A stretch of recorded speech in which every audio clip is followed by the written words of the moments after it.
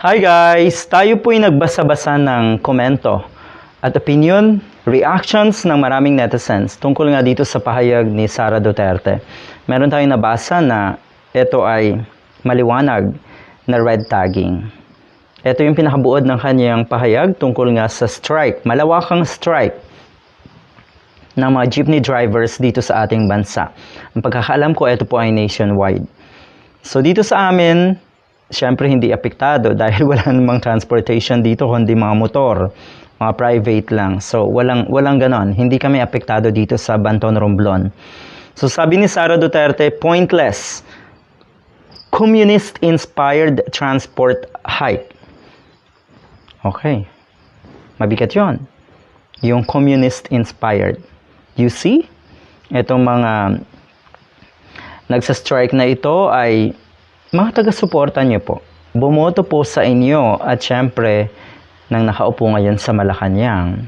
Taga-suporta po. Ang ibig bang sabihin yan na ang mga taga-suporta niyo talaga ay may ganitong klaseng pag-iisip?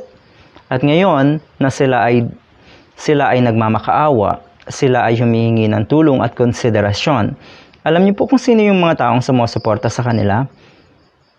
Nasa hanay namin, kaming mga kakamping, ang mga taong matitino, ang mga kababayan natin na ipinaglalaban ang tama, ang mga kababayan natin na kumakalampag sa gobyerno kung merong dapat kalampagin. Sila po ang sumusuporta sa mga pobre nating kababayan na mga jeepney drivers.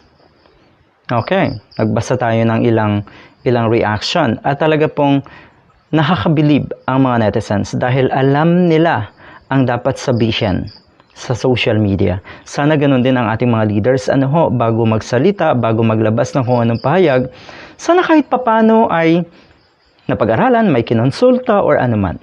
Okay, hindi lang yung ganito dahil abay kung marami pa rin naniniwala sa inyo, ang ibig sabihin yan, nagbi-brainwash kayo ng napakarami nating kababayan bukod sa red tagging pa etong nangyari na ito.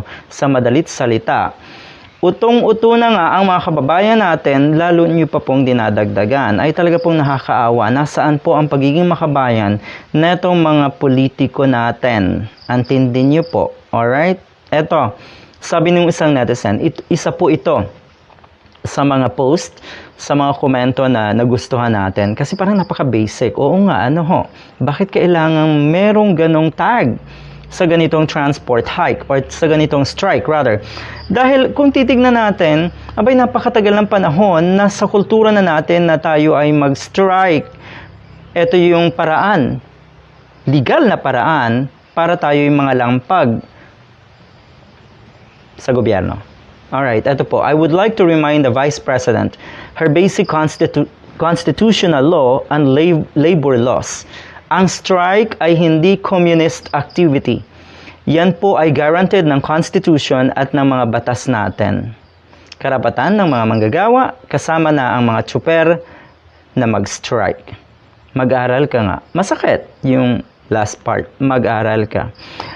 Yun yung maliwanag na ang ating mga politiko, magagaling naman yan. Mga may utak naman yan. Mga may pinag-aralan naman yan. Kahit papaano karamihan sa kanila. Siyempre maraming hindi. Maraming ang ginamit talaga para magkaposisyon ay ang kanilang kasikatan, ang kanilang pera at kung anumang connection. Yun Pero naniniwala ako na etong mga politiko natin, kahit papaano hindi naman yan mga bobo. Okay? Hindi talaga matatawag na ganon. Pero di ba masakit? Mag-aral ka nga. Nawawala na yun sa mga politiko sa atin. Yung tipong pag napasok mo na yung politika, okay, feeling nila sila na talaga yung entitled at sila lang yung dapat paniwalaan. Parang naging absolute na yung kanilang mga idea kahit hindi naman tama. So mali talaga na isipin na itong mga to na sila ay nasa pwesto para magmarunong. Para isipin na sila yung pinakamagaling at dapat lahat ay maniwala at sumunod. Mali. Nasa taong bayan pa rin po ang desisyon. Nasa taong bayan pa rin po ang pinakapasya. Dahil, hindi ba't ang taong bayan ang boss nyo po na mga politiko? Matindi matindi to. Mag-aral nga po kayo. Diba? Sa Senado. Ang daming dapat pagsabihan na ito Mag-aral nga kayo. Okay, hindi naman tayo sa nagmamarunong.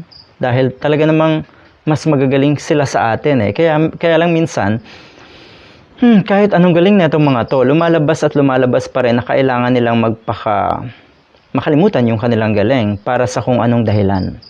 'Di ba? Kinakalimutan minsan ng mga yan yung kanilang galing.